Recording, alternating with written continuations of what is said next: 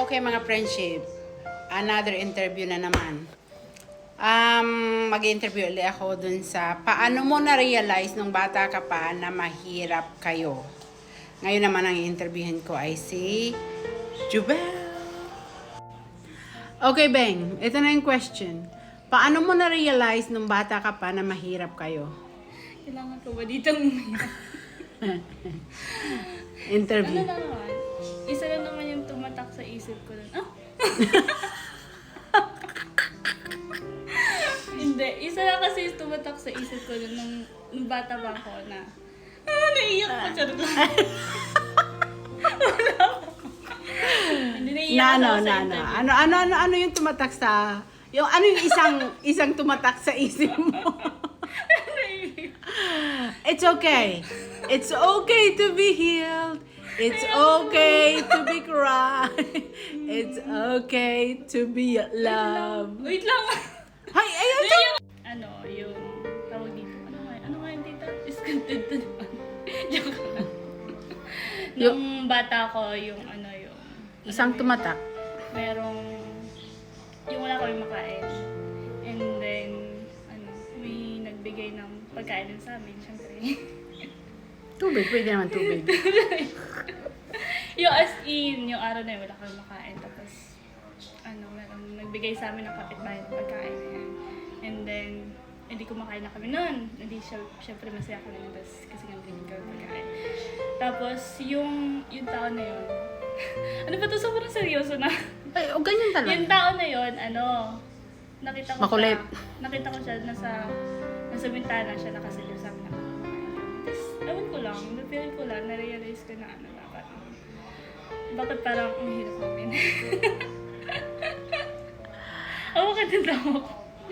Yun, gano'n. Tapos yun, kaya yun, gano'n ba yan? Wait.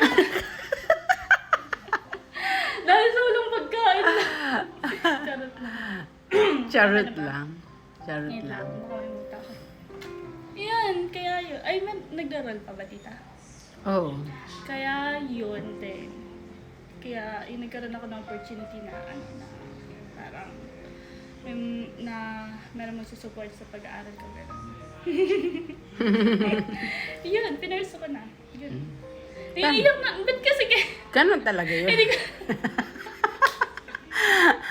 Naiyak behind the camera as well. Ganon talaga yun, syempre. Tapos, alam mo naman na andyan din. Lumaki tayo na may laging nagsisimba, laging syempre. Kahit mahirap ang buhay, yung parang hindi natin nararamdaman. Kasi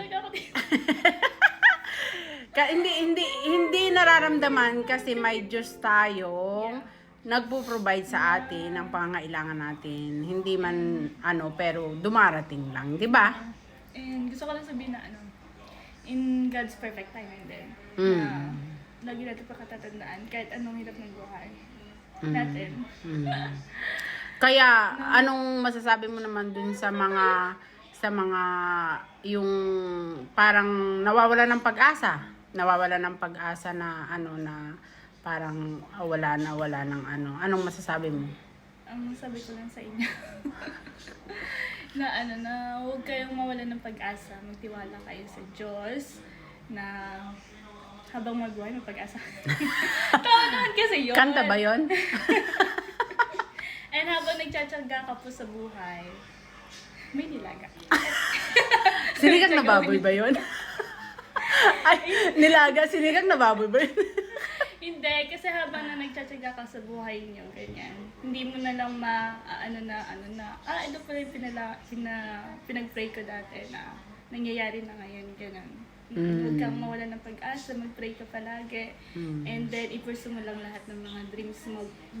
Step by step kasi, huwag po kayo magmadali. And then, yun, dapat matuto tayong maghintay. Hindi yung, for example, ngayon bata pa ako, kailangan ko na gawin ito, kailangan ko na gawin yan, gano'n.